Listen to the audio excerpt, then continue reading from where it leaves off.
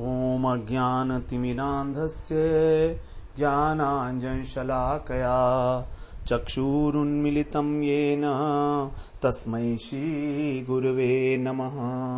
वन्देऽहं श्रीगुरो श्रीयुत्पदकमलं श्रीगुरून् वैष्णवांश्च श्रीरूपं साग्रजातं सहगण रघुनाथान्वितं तं सजीवम् साद्वैतं सावधूतं परिजनसहितं कृष्ण चैतन्यदेवं श्रीराधा कृष्णपादान् सहगण ललिता श्रीविशाखान्वितांश्च तमादिदेवं करुणानिधानं तमालवर्णं सुहितावतारम् अपार संसार समुद्र सेतुं भजामहे भागवत स्वरूपम्।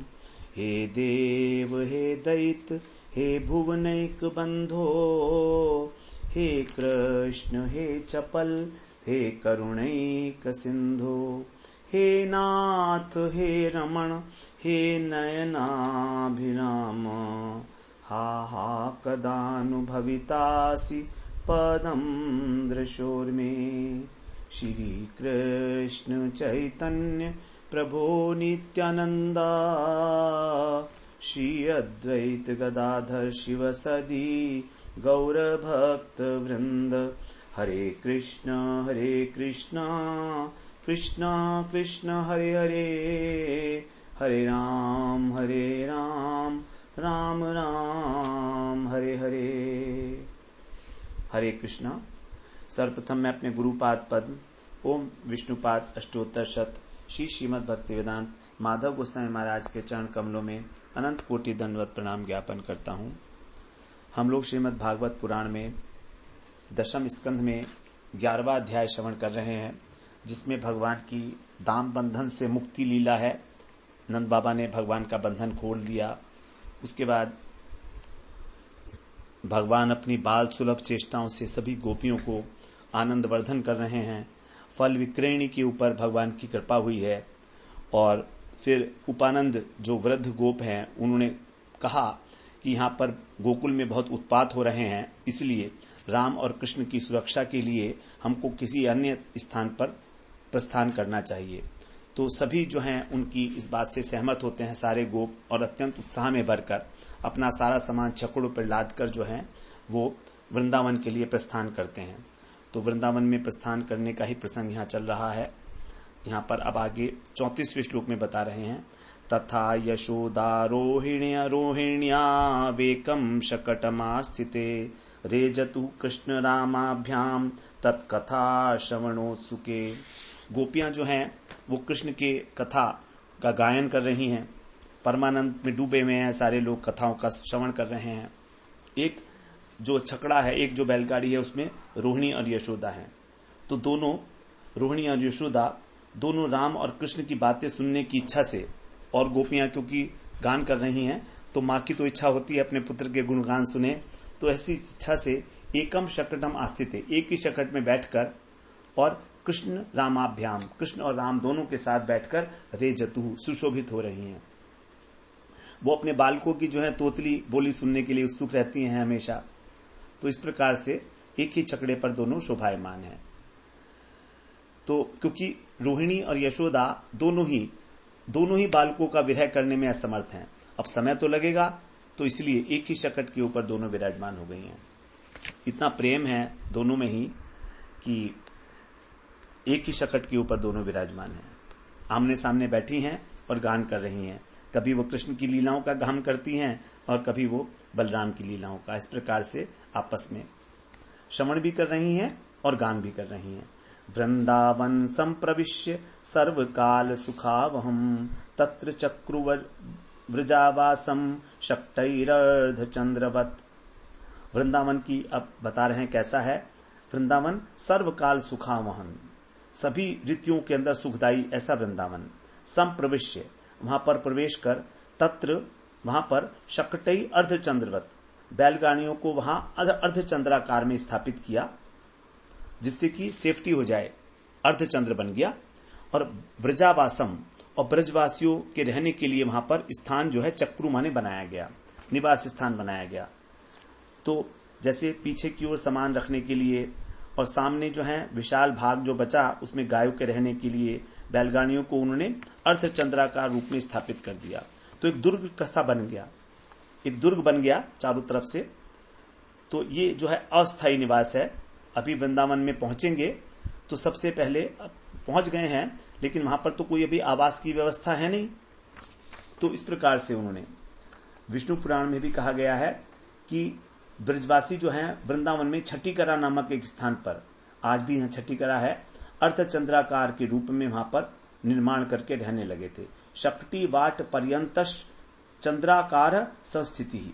शक्ति वाट, शक्तिवान मैंने छठीकरा, इस उसी दिन से फिर जो है ये इसी प्रकार से बैलगाड़ियों के द्वारा वास स्थान बनाया गया।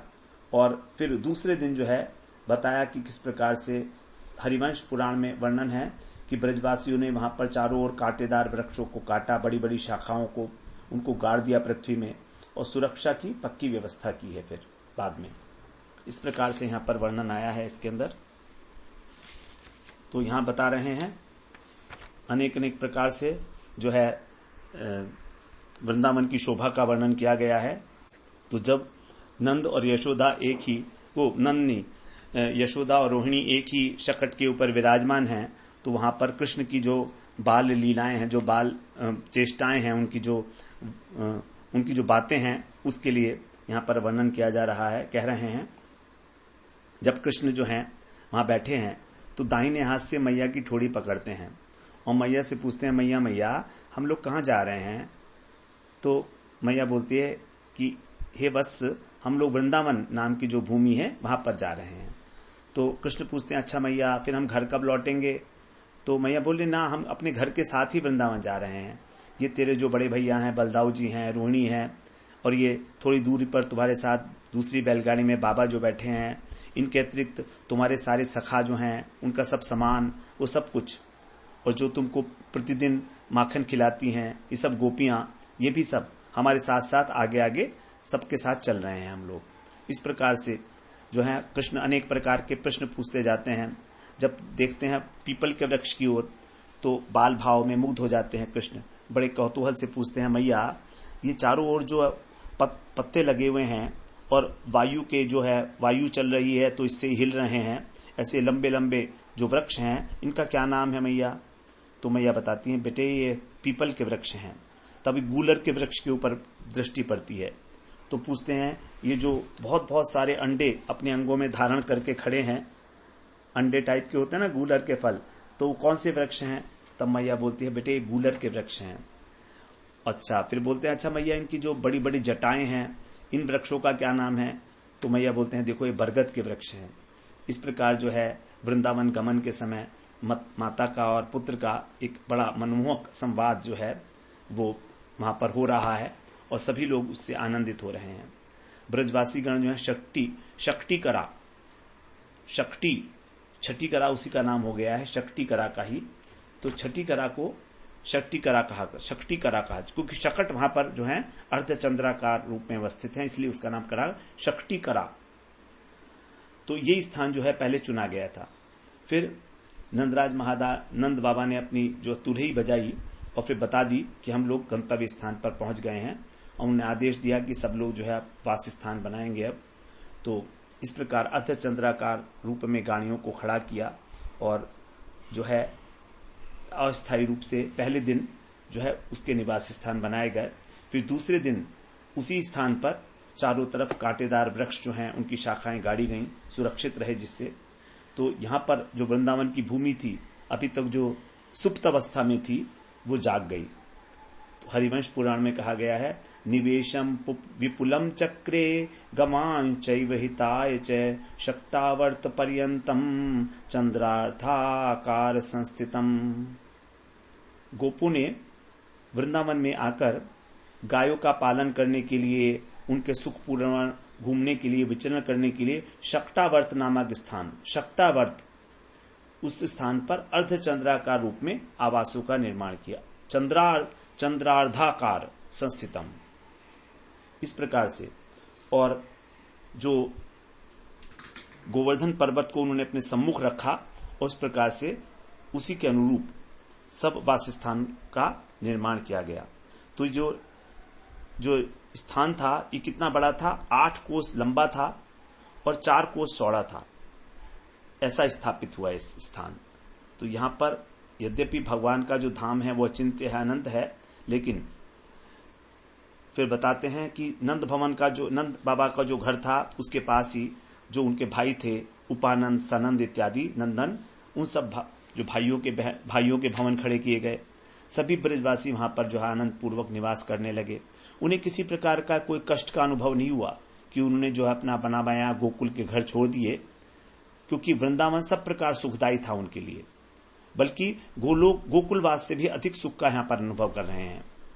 और वृंदावन नाम में आकर रामकृष्ण की तो आनंद की सीमा ही नहीं है, क्योंकि यहां पर उनको वृंदावन मिला, यमुना जी का पुलिन मिला, गोवर्धन मिला, उसको देखकर बड़े आनंदित हो रहे हैं। और अलग अलग प्रकार के यहां पर पलंग बना दिए, शिलाखंडित, जैसे गोवर्धन पर्वत पर जो शिलाएं हैं वही उनका पलंग बन गया, विहार का स्थल बन गया। तो यमुना पुलिन को जो भूमि है वो रंग भूमि का भी तिरस्कार करती है, इतने सुंदर शुद्ध बिल्कुल वहां की बालू है। तो सब स्थान जो है परम आनंद का विधान कर रहे हैं राम और कृष्ण के लिए। और अब इधर जो है वैकुंठ से भी अधिक श्रेष्ठ गौरव इस वृंदावन को प्रदान किया जा रहा है। 36वें श्लोक में कहते हैं, वृंदावनम गोवर्धनम यमुना पुलनानि च वीक्षासीदुत्तमा प्रीति राम माधवयोर्नृप। अत्यंत उत्साहित हैं राम और कृष्ण दोनों ही। आगे कह रहे हैं 37वें श्लोक में, एवं ब्रजौकसां प्रीतिम यच्छन्तौ बालचेष्टितैः कलवाक्यै स्वकालेन वत्सपालौ बभूवतु। यहां पर वृंदावन, गोवर्धन, यमुना पुलिन देखकर अत्यंत आनंद को प्राप्त हो रहे हैं। और एवं मन इस प्रकार बाल चेष्टितई, अपने जो बाल सुलभ चेष्टाएं हैं उनके द्वारा, कल वाक्य सुंदर सुंदर वचनों के द्वारा, ब्रजौ कसाम ब्रजवासियों का प्रीति यच्छन्तौ प्रीति विधान करते हुए, स्वकालेन यथा समय में वे वत्स पालव बभूवतु धीरे धीरे गौवत्स पालक बन गए, क्योंकि अब थोड़ा थोड़ा बड़े होने लगे। जब यहां पर गोकुल से चले थे कृष्ण, तब उनकी आयु बताते हैं 3 वर्ष 4 मास, 3.25 वर्ष के थे जिस समय गोकुल छोड़ा था उन्होंने। और अब उनका जो शिशु भाव है धीरे धीरे कौमार भाव में प्रकाशित हो रहा है। तो यहां पर आप कह रहे हैं कि अपनी जो है बाल सुलभ चेष्टाओं से तोतली भाषा में और मधुर मधुर वाचन के द्वारा सबको आनंद करते हैं, लेकिन धीरे धीरे बड़े होकर अब बछड़ों को चराने का समय आ गया है, तो बछड़ों को चराने के लिए भी जाने लगे हैं। कौमार अवस्था जो है वो बछड़ों को चराने के लिए कही जाती है। 38वें श्लोक में बोलते हैं, अभिदूरे ब्रज भुव सह गोपाल दार कई चारयामास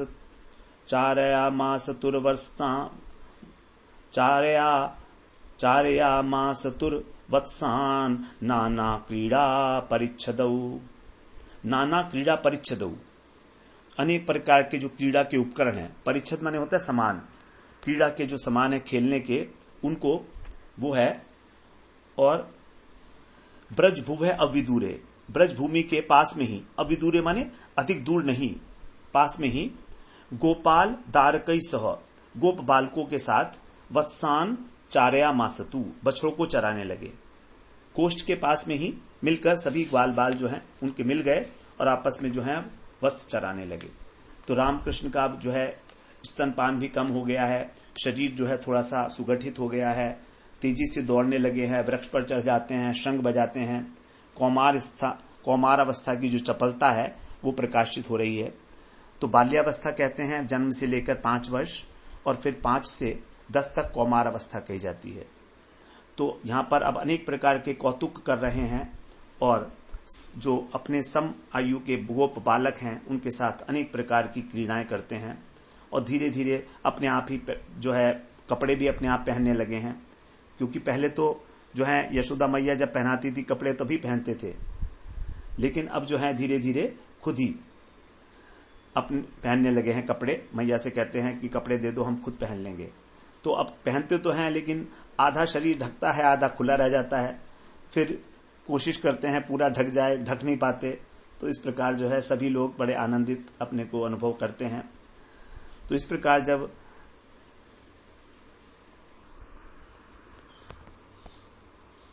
जब नंद बाबा जो हैं कहीं जाते हैं, गाय को चराने के लिए जाते हैं, तो उनके साथ हट करते हैं कि हम भी जाएंगे आपके साथ, हम भी जाएंगे। तो अनेक प्रकार की क्रीड़ाएं यहां पर कर रहे हैं। अब 39 और 40 श्लोक एक साथ पढ़ेंगे। कह रहे हैं, क्वाचिद वादयतो वेणुम क्षेपणै क्षिपतः क्वचित पादै किंकिणी भी क्वचित कृत्रिम गोवृषै वृषायमाणौ निर्दन्तौ युयुधाते परस्परम अनुकृत्य ऋतैर्जन्तुश्चेरतु प्राकृतौ यथा। क्वचित माने किसी स्थान पर, वेणुम वादयतः अपनी वंशी को बजाते हैं, क्वचित क्षेपणै और किसी स्थान पे जो है गुलेल के द्वारा, गुलेल होती है ना जिससे पकड़ के हम लोग जो है पत्थर फेंकते हैं, तो उसके द्वारा जो है वो बेल को, आंवले को दूर फेंक देते हैं गुलेल से। क्षेपणै माने फेंकना, क्षिपतः क्वचित और क्षिप्तः माने फेंक देते हैं, दूर फेंक देते हैं। क्वचित पादई किंकिणी भी, और कभी कभी अपनी जो किंकिणी है, जो करघनी पहनी हुई है, उससे, पादई माने अथवा पैरों से, तो अच्छा किंकिणी बोलते हैं उसमें जो पैरों में जो नूपुर लगे हुए हैं उसको बोल रहे हैं किंकिणी। तो जो किंकिणी से युक्त पैर हैं उनके, ऐसे उनसे जो है फेंकते हैं। क्षिपतः आंवला, बेल इत्यादि को दूर फेंकते हैं। क्वचित कृत्रिम गौरवशयी, और कभी कभी जो कंबल इत्यादि हैं उसके द्वारा शरीर को ढक लेते हैं और बैल का रूप धारण कर लेते हैं। वृषायमाणौ, कभी कभी बैल की तरीके से आचरण करते हैं। निर्दन्तौ, उच्च स्वर से शब्द करने लगते हैं। परस्परम युयुधाते, आपस में युद्ध करते हैं। जंत्रिण ऋतई, और अनेक प्रकार के जो प्राणी हैं उनकी बनावटी पशु पक्षी की बोलियों का अनुकरण करते हैं, अनुकरण करते हैं। प्राकृतौ यथा, जैसे कि एक साधारण बालक हो। चेरतु, क्रीड़ा विहार कर रहे हैं, जैसे साधारण बालक खेलते हैं उसी प्रकार से कृष्ण यहां पर छोटी छोटी सी जो है खेल खेल रहे हैं। कभी गुलेल से बेल फेंकते हैं, कभी अपने पैरों से फेंक देते हैं, कभी कंबल ओढ़कर बनावटी गाय बैल बन जाते हैं, सांड के समान जोर जोर की लड़ते हैं, फिर हंस मयूर बंदर की बोली का अनुकरण करते हैं। ये सब जो हैं भगवान अनेक अनेक प्रकार से लीलाएं कर रहे हैं यहाँ पर। तो क्रीड़ा कौतुक जो है दिखाया जा रहा है भगवान के द्वारा अनेक अनेक प्रकार से। इसके अतिरिक्त यहाँ पर जो और ग्रंथ है उसमें बताया है कि कभी कभी दोनों भैया नंद बाबा की गोद में बैठ जाते हैं और फिर सब वनों के, वृक्षों के, पशु पक्षियों के नाम पूछते हैं, जिससे उनको भी बड़ा आनंद होता है। कभी कभी वो है नंद बाबा की गोदी से उतर जाते हैं, गाय के पीछे दौड़ने लगते हैं। कभी कभी जो है गाय और बैल के सींग पकड़ लेते हैं, उनको खींचने लगते हैं, फिर उनको अपने वश में करने का प्रयास करते हैं। एक दिन दोनों हट करने लगे, पिताजी हम भी आपके साथ चलेंगे गाय चराने के लिए, हमें जाने दो, हम भी खेलेंगे वहां जाकर।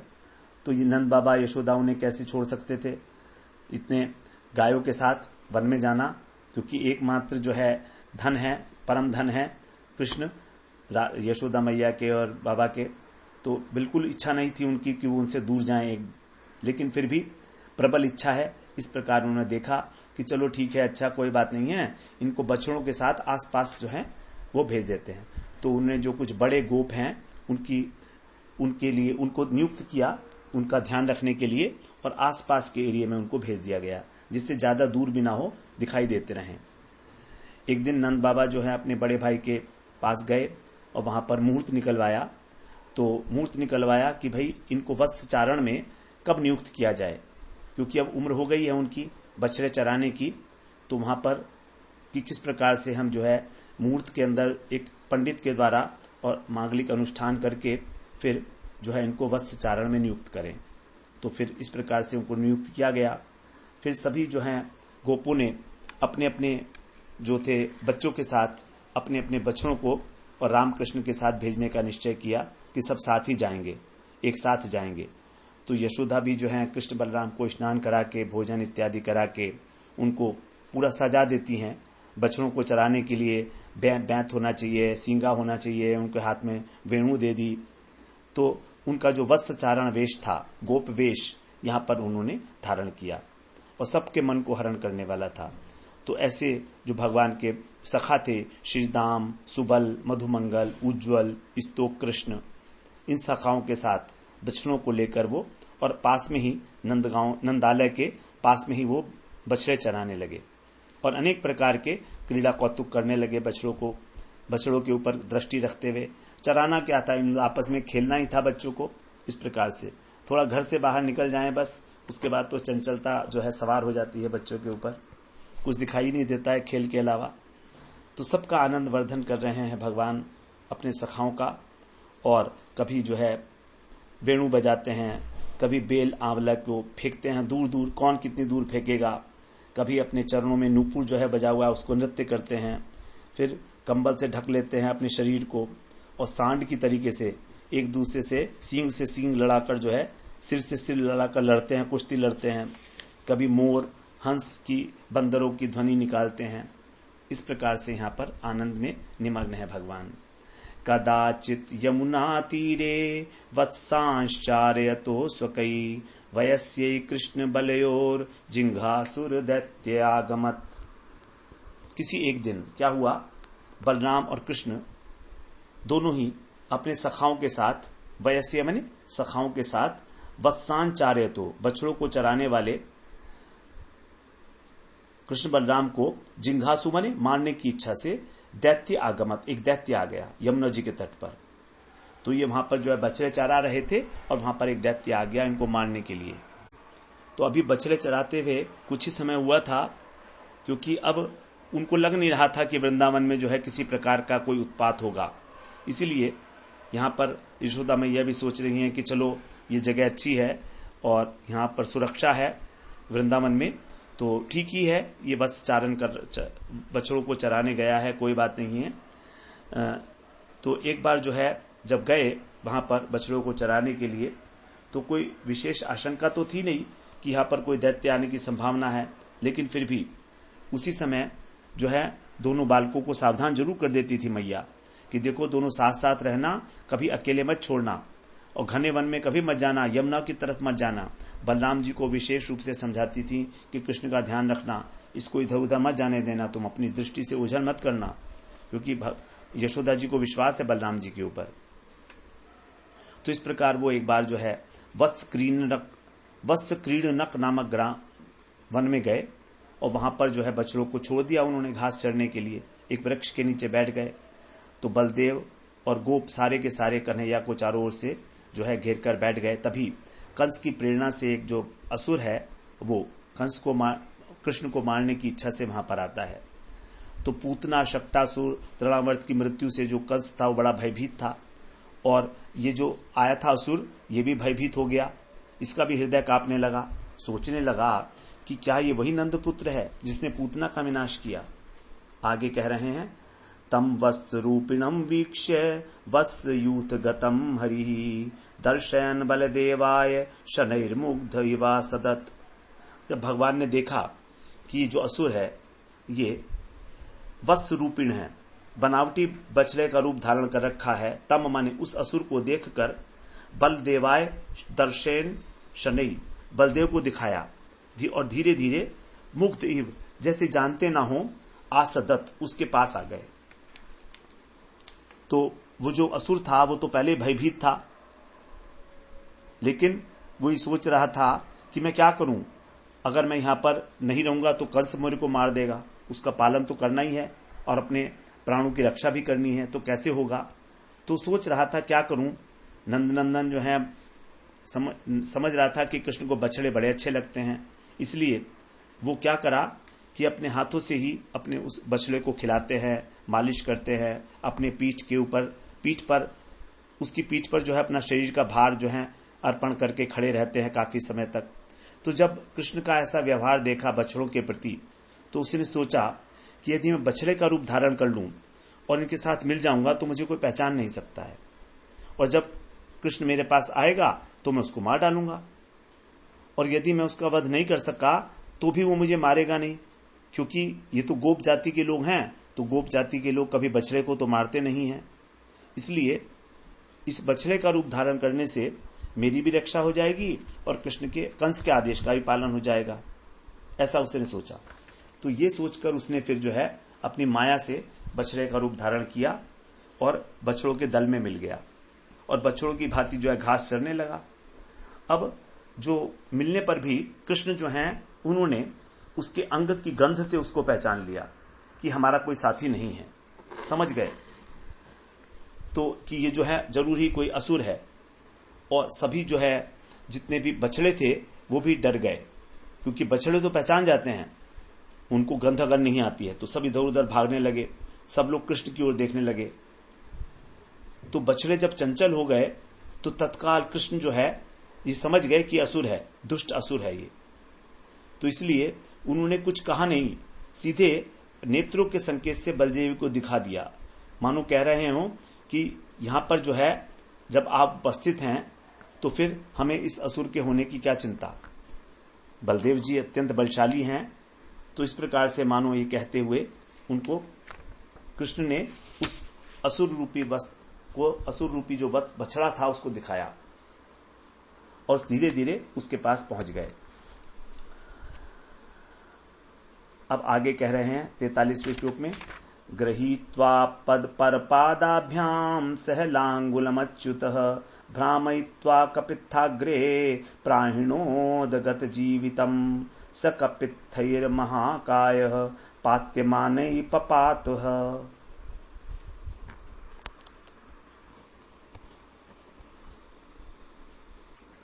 कह रहे हैं अच्युत है अपर पादाभ्याम, कृष्ण ने उसके असुर के पीछे के दोनों पैर जो हैं सह लांगुलम पूंछ के सहित पकड़े, ग्रहित्वा भ्रामयित्वा घुमाया, और गत जीवितम उस मृत असुर को, मर गया वो सिर्फ घुमाने मात्र से ही, जैसे घुमाया उसके प्राण निकल गए, और उसको कैथ के वृक्ष पर कपित्थाग्रे वहां पर प्राणी होत माने फेंक दिया।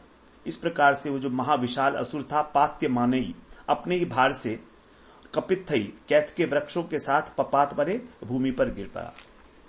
तो बड़ा विशाल असुर था और कैथ के बहुत सारे वृक्षों के साथ वो भूमि पर गिर पड़ा। जैसे उसे घुमाया वैसे ही वो मर गया और मरे हुए असुर को उन्होंने फेंका कैथ के वृक्ष पर। 44वें श्लोक में बोलते हैं, तम वीक्ष्य विस्मिता बाला शशंसु साधु साध्विति देवाश्च परिसंतुष्टा बभूवुः पुष्पवर्षिणः। बाला जो गोप बालक थे तब माने उस मरे हुए असुर को देखकर अत्यंत विस्मित हुए, साधु साधु करते रहे, कृष्ण की प्रशंसा कर रहे हैं, शंससु माने प्रशंसा कर रहे हैं। और जो देवता हैं वे परिसंतुष्टा संतुष्ट होकर पुष्प वर्षण करने लगे। इस प्रकार से जो है भगवान ने वत्सासुर का वध कर दिया। तुरंत ही जैसे ही आया वो उसकी दोनों पैर पकड़े, पूंछ के साथ घुमाया और फेंक दिया उठाकर। इस प्रकार भगवान ने उसको संसार चक्र से मुक्त कर दिया। भगवान कहते हैं कि भले ही चाहे तुम जो है बछड़े के रूप में आए हो, लेकिन तुम छिपा नहीं सकते। हम जानते हैं कि बछड़े का क्या स्वभाव होता है। 45वें श्लोक में, तौ वत्स पालकौ भूत्वा सर्वलोकैक पालकौ सप्रातराशौ गोवत्सांश्चारयन्तौ विचेरतुः। इस प्रकार जो लोकैक पालकौ संपूर्ण जगत के पालक हैं वे राम और कृष्ण दोनों वत्स पालक बन के वत्स पालकौ भूत्वा सप्रातराशौ प्रातः काल का कलेवा करके गोवत्सांचारयन्तौ बछड़ों को चराते हुए विचरेतु विचरण कर रहे हैं। तो सभी जगत के पालक हैं, लेकिन यहाँ पर बछड़ों के पालक बने हुए हैं। स्वं स्वं वत्सकुलं सर्वे पायिष्यन्त एकदा गत्वा जलाशयाभ्यासं पायित्वा पपुर्जलम। एक दिन क्या हुआ, सभी ने स्वं स्वं वत्सकुलम अपने अपने बछड़ों का जो समुदाय था उसको पायिष्यन्त जल पिलाने के लिए जलशयाभ्यासम जलाशय के पास गए, गत्वा माने ले जाकर उनको जल पिलाया, और जलम पपु स्वयं भी जल पीने लगे। प्यास लगती ही है, ते तत्र ददृशुर्बाला महासत्वम अवस्थितम तत्र सुर व्रज निर्भिन्नम गिरे श्रृंगमिवच्युतम। तत्र माने वहां पर, उस जलाशय के निकट, ते बाला उन बालकों ने, वज्र निर्भिन्नम ब्रजाघास से छिन्न भिन्न होकर, च्युतम माने गिरे हुए, जो वृक्ष थे, जो पर्वत थे, उनके शिखर की भांति, अवस्थितम महासत्वम एक बड़ा भयानक प्राणी था, उसको ददृशो माने देखा, और तत्रसु माने भयभीत हो गए। उन्होंने देखा कि जैसे इंद्र के वज्र से पहाड़ गिर जाते हैं, ऐसे पहाड़ का कोई टुकड़ा गिरा हुआ है, और बड़े डर गए इसको देखकर, भयभीत हो गए। 48-49 में बोलते हैं, सवै बको नाम महान सुरो बकरूप धृक आगत्य सहसा कृष्णम तीक्ष्ण तुंडोग्र सद्बली कृष्णम महाबकग्रस्तम दृष्ट्वा रामादयोर्भकः बभूवुरिन्द्रियाण्यैव विना प्राणम विचेतसः। तीक्ष्ण तुंड, तुंड माने चोंच, अत्यंत तीखी चोंच वाला वो बगुले के रूप धारण करने वाला कौन था? बलि, बकी नाम का असुर था। बकी जो इसका बक था, बक नाम का असुर, इसी की बहन थी पूतना, जिसको बकी कहा जाता है। उसने वही सहसा आगत्य कृष्णम, अचानक आकर कृष्ण को निगल लिया। अग्रसत आया, वो बच्चे देख ही रहे थे और उन्होंने कृष्ण को निगल लिया। और रामादय अर्भका, और जब राम इत्यादि बालक जो थे उन्होंने कृष्ण को महाबकग्रस्तम दृष्ट्वा, जब निगला हुआ देखा कृष्ण को, तो प्राणम बिना इंद्रियाणी, जैसे प्राणों में से जैसे प्राण रहित इंद्रियां होती हैं, उस प्रकार से वो विचेत से बभू, अचेतन हो गए। अचानक से उसकी चोंच बड़ी तीखी थी और उसने सहसा ही कृष्ण को अपने अंदर ले लिया। तब जब देखा उसको, तो सबकी दशा ऐसी हो गई जैसे प्राणों के बिना शरीर की दशा होती है, अर्थात सब जो है वो है अचेतन हो गए। तो बलराम जी कृष्ण के अभिन्न स्वरूप हैं, उनके अंदर सर्वज्ञता का अभाव नहीं है। यद्यपि वे जानते हैं कि कृष्ण का कोई अनिष्ट नहीं होगा, वो उस समय बकासुर को नष्ट कर सकते थे, लेकिन अत्यंत मोहित हैं भातृ स्नेह के कारण। जो बलदेव जी का जो प्रेम है कृष्ण से, वो उसके कारण मोहित हो गए वो भी। तो इस अतिशय स्नेह के कारण उनके अंदर जो सर्वज्ञता शक्ति है वो आच्छादित रही, और ऐसे बलराम जी अत्यंत व्याकुल हो गए। अब 50वें श्लोक में कहते हैं, तम तालु मूलम प्रदहंतम अग्निवद गोपाल सूनुम पितरम जगद्गुरु चच्छद सद्योतिरुक्षाक्षतम बकस तुंडेन हंतुम पुनरभ्यपद्यत। बक अग्निवत, जो बकासुर था वो, उसका जो तालु था वो अग्नि के समान जला रहा था। ऐसे जगत गुरु ब्रह्मा जी के भी जो जनक हैं, अर्थात कृष्ण कौन है? ब्रह्मा जी के भी जो पिता हैं, जनक हैं, पिती हैं, उनको सद्य तत्क्षणात एकदम निकाल दिया उसने अपने मुंह से, बिना किसी क्षति के। फिर अतिरुषा, अतिशय क्रोध से जो भरकर उसने तुंडेन, अपनी चोंच के द्वारा, और हंतम अभ्यपद्यत, कृष्ण को मारने के लिए उनके पास आया। तो जो कृष्ण है वो तो ब्रह्मा जी के भी पिता हैं, केवल क्रीड़ा के लिए बालक बने हैं। जब बकासुर ने निकल लिया तो वो उसके तालु को जलाने लगे अग्नि के समान। कृष्ण स्वयं अग्नि बन गए और उसने एकदम उगल दिया उनको। देखा कि उसके तो कोई घाव ही नहीं है, तब क्रोधित होकर उनको चोंच से मारने के लिए प्रयास करता है वो।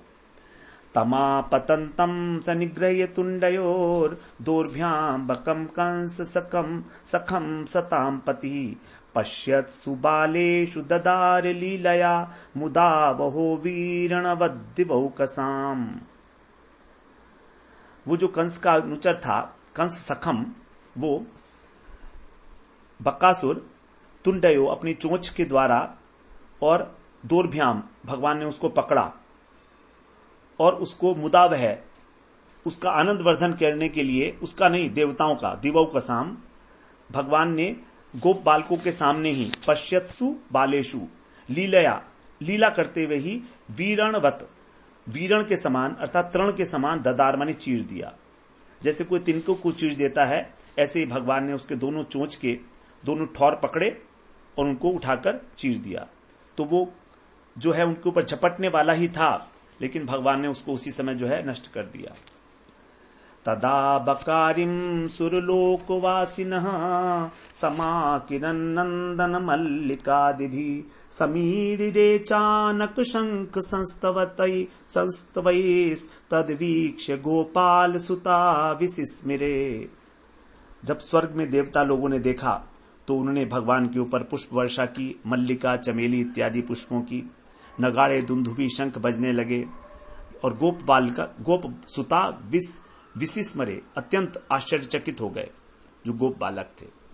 समाकिरण माने ढक दिया, फूलों के द्वारा कृष्ण को ढक दिया गया। अब आगे स्तुति करते हैं। मुक्तम बकास्य दुलभ्य बालका रामादय प्राणमिवेन्द्रियो गणः स्थानागतम तम परिरभ्य निर्वृतः प्रणीय वत्सान ब्रजमेत्य तज्जगुः। इस प्रकार जो है राम इत्यादि बालक, उनके इंद्रियों के अंदर जैसे प्राण लौट आए हों, ऐसे उस प्रकार से। और जब बकासुर के मुख से निकले कृष्ण, तब जब कृष्ण को देखा तो बलराम और ग्वाल बाल बड़े आनंदित हुए, सबको गले लगाया। तम परिरभ्य, आलिंगन किया कृष्ण का। निर्वृता, परम आनंद को प्राप्त हुए। और फिर वत्सान प्रणीय, बचनों को एकत्रित करके ब्रजम एत्य, ब्रज में आकर और तत् जगुहु, बकासुर के वध का गान करने लगे। सबकी कथा सुनाई कि कैसे कैसे कृष्ण ने मारा है वहां पर। तो इस प्रकार से जैसे सबको बड़ा आनंद हुआ जब कृष्ण लौट आया, उसको मार दिया। इस प्रकार से श्रुत्वा तद विस्मिता गोपा गोप्यश्चाति प्रियाद्रतः प्रेत्यागतमिव सौक्या दैक्षंत त्रशितेक्षणा। अति प्रियाद्रता, अत्यंत प्रीति के साथ गोप और गोपियां तत्श्रुत्वा, ऐसा सुनकर बड़े विस्मित हुए। औत्सुक्यात, और अत्यंत उत्सुकता के कारण त्रिशितेक्षण, त्रिशित नेत्रों के द्वारा प्रेत्य आगतम एव, जैसे यमलोक से कोई लौट आता है ऐसे कृष्ण को देख रहे हैं बड़ी उत्सुकता पूर्वक, क्योंकि कितनी बड़ी घटना हुई है। कृष्ण जो है उसके मुंह से निकलकर आ गए हैं। तो इस प्रकार से अहो बतास्य बालस्य बहवो मृत्यवो भवन अप्यासीद विप्रियम तेषाम कृतम पूर्वम यतो भयम। अहो बत, कितना बड़ा आश्चर्य का विषय है। देखो तो अस्य बालस्य, इस बालक के लिए बहुवा मृत्यु है, बहुत से मृत्यु के कारण अभमन माने उपस्थित हुए। किंतु यतः, जिनसे पूर्वम भयम, हम लोगों को पहले भय होता था, तेषाम विप्रियम आसीत, उन हिंसक दैत्यों का विनाश सब हो गया, सबके सब मर गए। तो आपस में बात कर रहे हैं नंद इत्यादि गोपगण कि बालक के लिए कितने ही कारण उपस्थित हुए और अनिष्ट करने के लिए पहले जो हमको भयभीत किया जिन असुरों ने, वो सारे के सारे नष्ट हो चुके हैं। आगे 56वें श्लोक में कह रहे हैं, भवन्त्येनं नैव ते घोर दर्शना जिघ्रासैनमासाद्य नश्यन्त्यग्नौ पतंगवत्। अथ माने इसके बाद, घोर दर्शना, भीषण आकार वाले जो दैत्य हैं वे एनम, इस बालक को न एव अभिभवंती, नष्ट करने में समर्थ नहीं हो सके। यद्यपि वो जिंघा से मारने की इच्छा से आए थे, लेकिन फिर भी कृष्ण के पास आकर अग्नौ पतंगवत, जैसे अग्नि में पतंगे गिर जाते हैं ऐसे नष्ट हो गए। तो सबके सब जो हैं पतंगों की भांति स्वयं ही नष्ट हो गए। जो भी इसके पास आया, कोई भी इसको मार नहीं सका। अथापि, तो इस प्रकार से जो है कह रहे हैं। अब 57वें श्लोक में, अहो ब्रह्म विदाम वाचो ना सत्या संति करहिचित गर्गो यदा भगवान न भवावितरिव तत्। कह रहे हैं अहो, कितना आश्चर्य है। देखो ये बात सच्ची ही है भाई। ब्रह्म विदाम, जो ब्रह्म को जानने वाले हैं गर्गाचार्य, उनके वाचन करहिचित न असत्या, कभी झूठ नहीं होते। बड़े आश्चर्य की बात है, क्योंकि भगवान जो गर्ग मुनि हैं, उन्होंने यत पहले जो कहा था, तत् तथा एव अन्वभावी, वही हम साक्षात अब अनुभव कर रहे हैं। हमारे सामने घटित हो रहा है, हम देख रहे हैं। कोई भी असुर इसका बुगाड़ नहीं पा रहा कुछ भी। इसलिए इसके अंदर अवश्य ही नारायण के समान गुण हैं, अर्थात नारायण ही इसकी रक्षा कर रहे हैं सब प्रकार से। अंतिम श्लोक कह रहे हैं, इति नंदादयो गोपः कृष्ण राम कथा मुदा कुर्वन्तो रममाणाश्च नाविन्दन् भववेदनाम्। इस प्रकार जो नंद महाराज इत्यादि गोप हैं उन्होंने मुदा माने अत्यंत हर्ष के साथ राम कृष्ण कथाम कुर्वंत है, राम और कृष्ण की कथा का वर्णन करते हुए रममाणा, उसमें आसक्त युक्त होकर भव वेदनाम, संसार के दुख को न अविंदन, कभी अनुभव नहीं किया। इतने आसक्त हो गए वो भगवान की लीलाओं में, कथाओं में, कि संसार के दुख संकटों की उन्हें कोई सुध ही नहीं रही है। कितनी बड़ी बात है ये। हमारे को संसार की सुध तभी नहीं रहेगी जब हम भगवान के उसमें आसक्त हो जाएंगे। अब आगे कह रहे हैं 59वें श्लोक में, यही है अंतिम श्लोक। एवं विहारै कौमारै कौमारम जहतुर्व्रजे नीलानयै सेतुबंधैर्मर्कटोत्पलवन्नादिभिः। एवं नीलायनै, इस प्रकार जो है वो राम और कृष्ण जो है लुका छिपी का खेल खेलते, कभी सेतु बनाते, सेतु बंध्यई, कभी वानरों के समान उछलते कूदते, कभी कोई विचित्र खेल खेलने लगते, और इस प्रकार जो है अपनी क्रीड़ाओं के द्वारा उन्होंने ब्रज में अपना कौमार काल व्यतीत किया। सेतु बंधई मरकटोत्पलव, अनेक अनेक प्रकार की क्रीड़ाओं के द्वारा जो है भगवान ने अपना जो है कौमार अवस्था जो है 5 वर्ष से लेकर 10